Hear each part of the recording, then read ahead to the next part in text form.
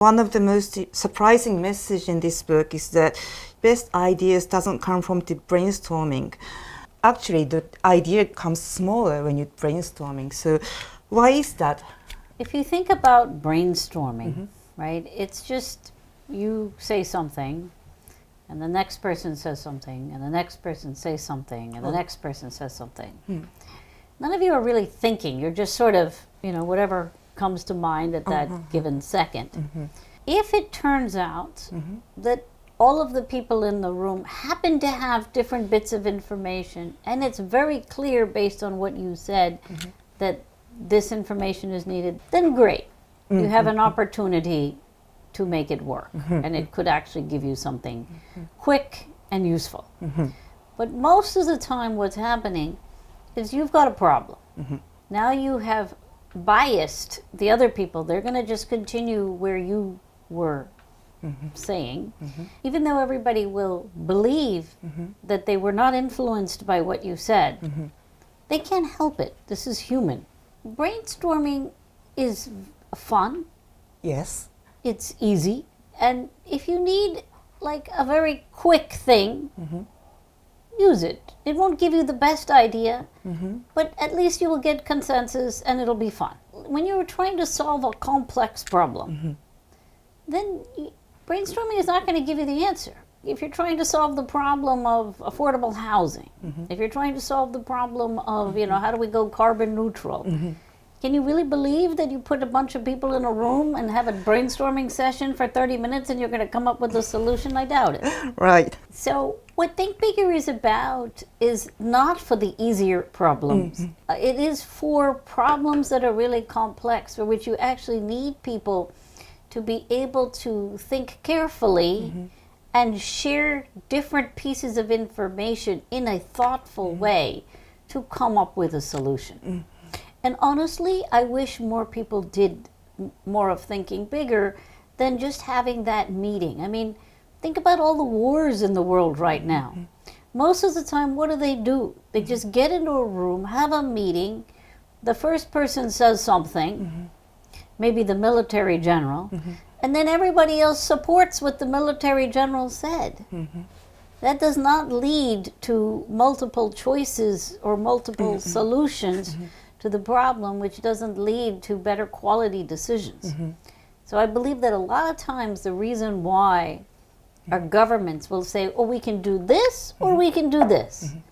And they never think of other options. And I think a lot of it has to do with the fact that in the meeting rooms itself, the entire way of thinking about the problem and the solutions has been biased right up front by the first person who speaks. The idea is contained within the rooms and it doesn't go out. That's what you're mentioning in the book. It's what I call in-the-box thinking. In-the-box thinking. Right. So suppose that brainstorming is, better than doing nothing. But if you want a greater idea, you have to quit that way. And that's what you call the choice mapping. So could you elaborate us about the way of thinking about the choice map then? Give me an idea for a new way to, make sushi or something. And you're going to think in your head and spit something out. In choice mapping, what we do is we say, let me think about this in a strategic way. Are there cultures in which we eat raw fish, raw something, whether it be meat or vegetables, etc.? What have they done that seems to be really tasty for people? And can I learn from that and apply it to making a new kind of sushi? So it doesn't really have to be sushi when you think about the past ideas. So what made people think it's tasty in the other field? That's right. And so that's the core. It's the core of choice mapping is to simply ask yourself, who else has had a similar problem, not per se in my specialty, who would have had to solve this problem and what did they do that worked? And you can apply that principle to any problem. How do I get my child to study in school? How do I figure out a new career path? Now, when you are solving a more local problem, you're simply doing the research to find out how has this problem been looked at. But as the problems become more complex, then you create what we call a choice map. And a choice map says, here's my problem. Here are the various parts of my problem. And so you break the problem down into its important subparts. And then for each subpart of your problem, you first identify how this part of your problem is currently being taken care of in your industry.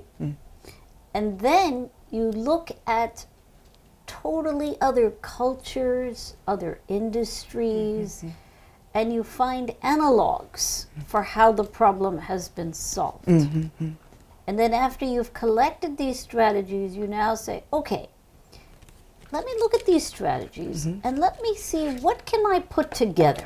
I can combine these strategies and come up with a new idea.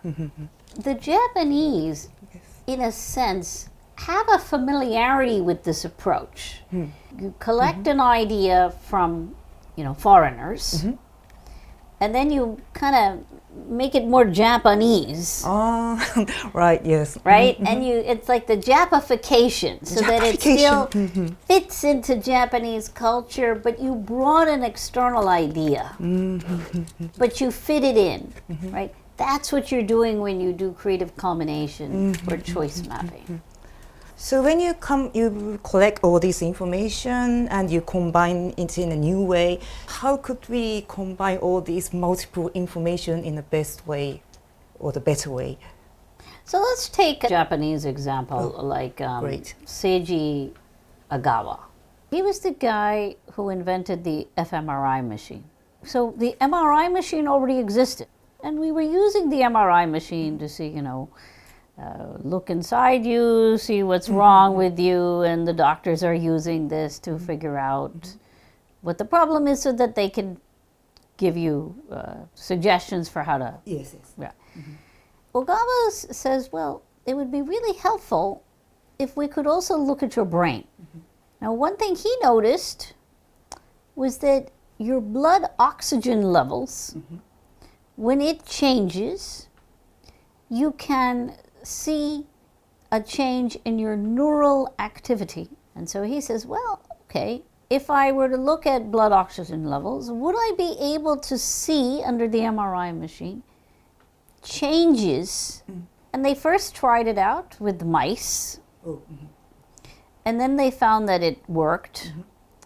And so that's essentially what he combined together to create the fMRI. So let's take another one like Einstein. We think of him as a genius. In fact, we've never found any difference in the way his brain looks. In a way, yes. Compared to, say, yours. Right. But we do know that he was a patent officer for 7 years. And as a patent officer, he had to study many patents. And so he's collecting a lot of information. So when the time comes for him to create his theory of relativity, he essentially has many, many different pieces of information drawn from different objects. And so now he can play with these in lots of ways. If I do this, this, this. If I think of this, this, this. Now, our brain has the ability to come up with many, many, many combinations. And then you select the one that works best. Now, you don't have to be Einstein, though. I mean, obviously what he did was genius in creating the theory of relativity.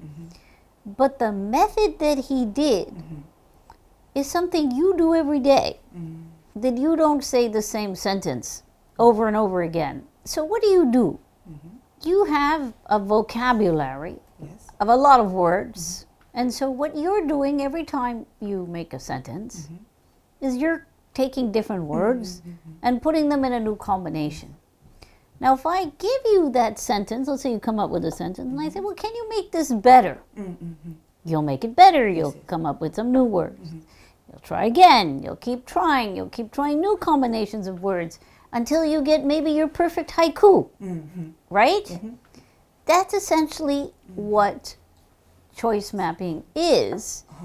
The only thing that I have done by creating the official choice map, meaning a very structured way, is I've taken what you try to do naturally and I organized it for you. If we show them a picture of the choice map, it's like a table, and you just have like 5 choices per row. And then you just simply say, okay, let me take different combinations of the 5 options, and I can keep trying different ideas until I find one that I think might actually work. Now, you might ask me, why did I limit you to 5 by 5? Yes.